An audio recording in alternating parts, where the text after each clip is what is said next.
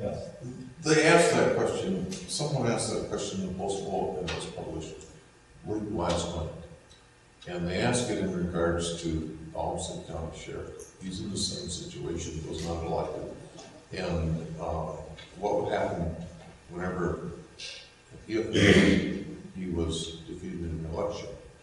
And the answer was, they said in their answer, and they mentioned him, and it said it also applies to Jim Jensen.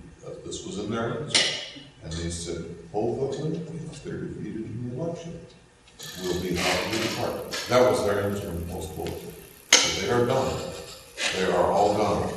And you know, I could say one thing, a lot of people don't realize the pension program that police and firefighters has been set up for years that basically don't want 65, 70-year-old policemen and firefighters.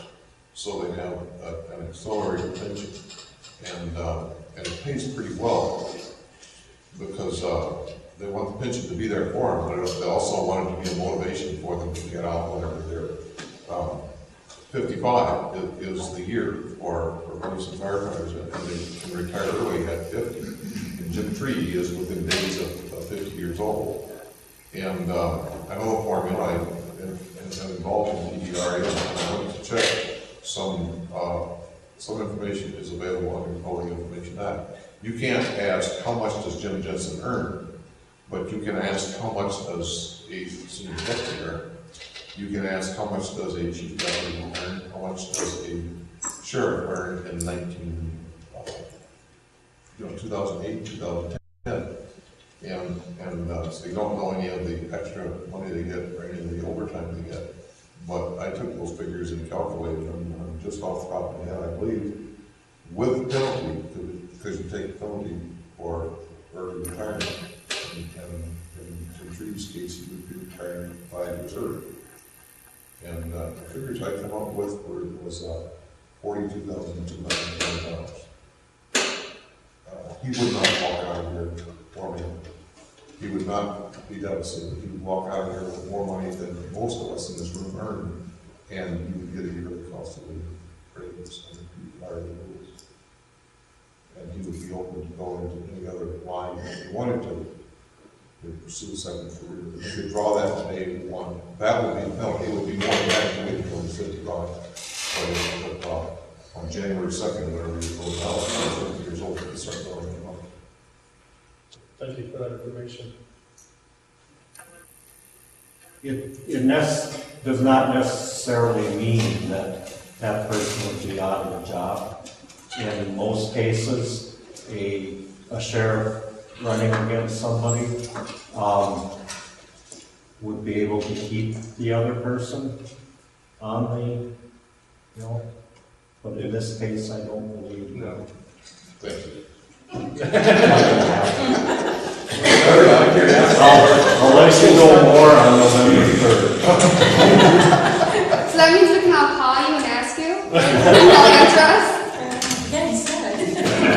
Except for the 2 hours he sleeps.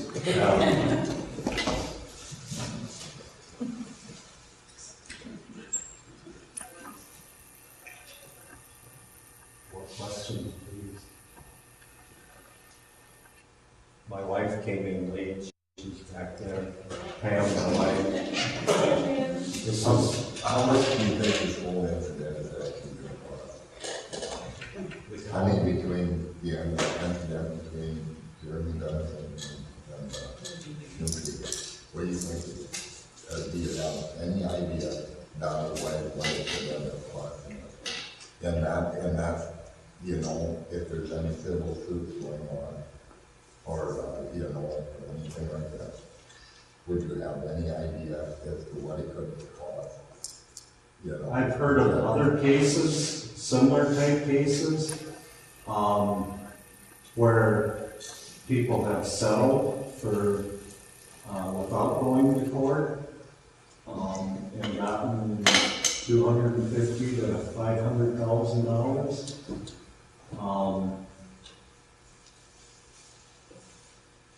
I really wouldn't want to take a guess. It's going to be hundreds of thousands of dollars.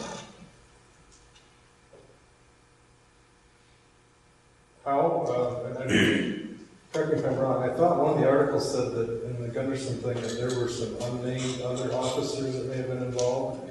Is there more, I mean, do you have any idea how deep this house cleaning is gonna have to go at this point? No, my assumption on that, and just from the little bit that I know of civil lawsuits, we don't get involved in those a lot other than serving at the papers. But civil lawsuits, they do a blanket. You know, they'll name certain people because they're still digging, and they want to leave things open if more comes out. You know, maybe somebody will say, well, I'm not going down alone, you know, this person's involved. So they leave other options open so they can be named later. They might have other people and haven't decided that there's enough there to name them too. But most of the time, a civil lawsuit is going to name every possible person that they can to get more money, really. Now, when you said that, you know, you guys don't get involved on the civil end, when they're all named, you're the sheriff now, are you gonna have to kind of go back and start doing your own little investigation with some of these people and go, okay, you were named in this, well, again, you know, what really was your involvement? I mean, If I'm elected and in January, when I'm sworn in, if more names come forward at that time, the first thing I will do will be to contact an outside agency to come in. In fact, I'll be talking with my department, with the people on the department, after I'm elected, and I will see if they think it would be a good idea to get the whole place investigated. You know, just so when we can start with a clean slate, you know, in January when I take over. I'm not saying everybody go through an investigation. I'm saying, you know, let's make sure everything's clear here before we take over. So.